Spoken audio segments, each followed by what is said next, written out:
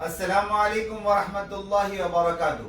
दोस्तों, आज की हमारी स्टोरी का टॉपिक है द हैप्पीनेस पिक्चर और थीम ऑफ द स्टोरी है real happiness. Can you draw a picture of happiness for me Abidin. ये तुर्कों में मशहूर एक जुमला है जो दरअसल एक बहुत ही मशहूर तुर्की शायर नाजिम हिकमत ने अपने बहुत ही काबिल पेंटर दोस्त आबिदीन दीनो से कहा था। हकीकत यह है कि नाजिम हिकमत जो है पेरिस के दौरे पर थे और उसी दौरे के दौरान उन्होंने अपनी बीवी के नाम एक पोएट्री लिखी जिसका नाम था स्ट्रॉ ब्लोन। ये 1961 का जमाना था और इसी पोएट्री के दौरान उन्होंने अपने दोस्त से शायराना अंदाज में एक दरखास्त की और उनके अल्फाज कुछ ये थे। अल्फाज ये थे, can you paint the picture of happiness आबिदीन but without taking the easy way, not the picture of an angelic mother nursing the rosy cheeked baby, nor of apples on top of a white cloth, nor of a red fish darting through water bubbles in an aquarium. Can you paint the picture of happiness Abidin.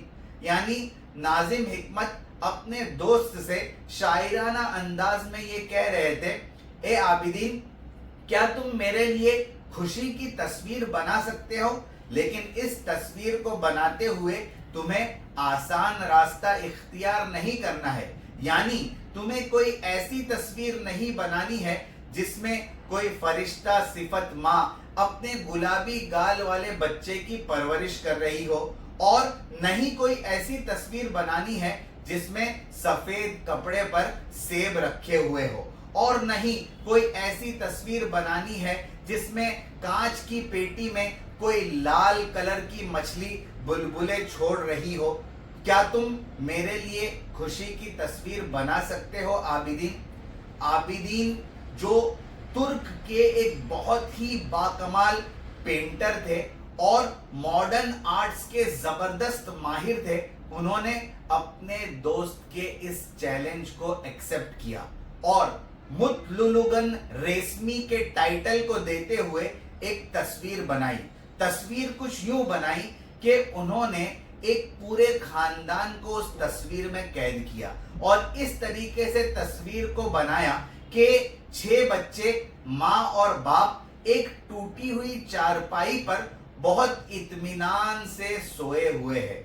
हाल ये है कि चारपाई टूटी हुई है, कमरा जिसमें वो सोए हुए हैं बहुत गंदा है और बहुत ही छोटा है, ऊपर से छत टपक रही है और उस पानी से बचने के लिए सोने की हालत में भी उन लोगों ने छाते को अपने सरों पर खुला रखा हुआ है। लेकिन सबसे ज्यादा कमाल की बात यह है कि सोने की हालत में और इस मुसीबत की हालत में भी सबके चेहरे पर बहुत ही इत्मीनान, सुकून और खुशी नजर आ रही है। ये तस्वीर बहुत ही ज्यादा मशहूर होती है और ये इस बात का सिंबल होती है कि मुसीबत और तकलीफ और गम ये सब की जिंदगी में आते और जाते रहते हैं। खुशी का नाम ये नहीं है कि आदमी की जिंदगी से मुसीबत और गम खत्म हो जाए, बल्कि खुशी का नाम ये है कि आदमी अपनी जिंदगी को मुसीबत, गम और तकलीफ को कबूल करते हुए गुजारना सीख ले। दोस्तों, इस स्टोरी के 3 मॉरल्स और वर्ड्स ऑफ विजडम ये है।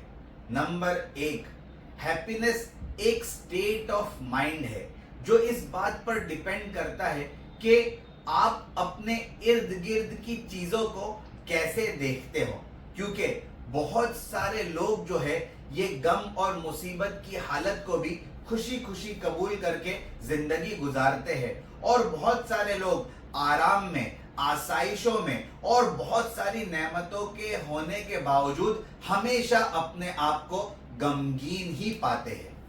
नंबर 2, बहुत ही मशहूर कहावत है, happiness shared is happiness doubled. यानी आप अपने आप को अगर खुश रखना चाहते हैं और अपनी खुशी में इजाफा करना चाहते हैं तो आप अपनी खुशियों को बांटना सीखिए। आप जितना ज्यादा अपनी खुशियों को बांटेंगे आपकी खुशियों में उतना ही ज्यादा इजाफा होगा।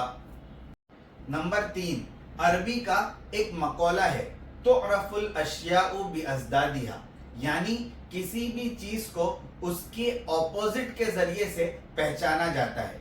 यानी दिन को रात के जरिए से, काले को सफेद के जरिए से या सफेद को काले के जरिए से, रोशनी को अंधेरे के जरिए से, अंधेरे को रोशनी के जरिए से, खूबसूरती को बदसूरती के जरिए से और बदसूरती को खूबसूरती के जरिए से जाना जाता है। इसी तरीके से अगर आप खुशी को जानना चाहते हैं, हैप्पीनेस को पहचानना चाहते हैं, तो उसके लिए गम का एहसास होना जरूरी है। दुनिया में कोई ऐसा आदमी नहीं है जो अपनी जिंदगी में खुश हो लेकिन उसने कभी गम का एहसास न किया हो। दोस्तों, रियल हैप्पीनेस के टॉपिक पर 3 अच्छी बुक्स के नाम, उनके ऑथर्स के नाम और पब्लिशिंग डेट ये है।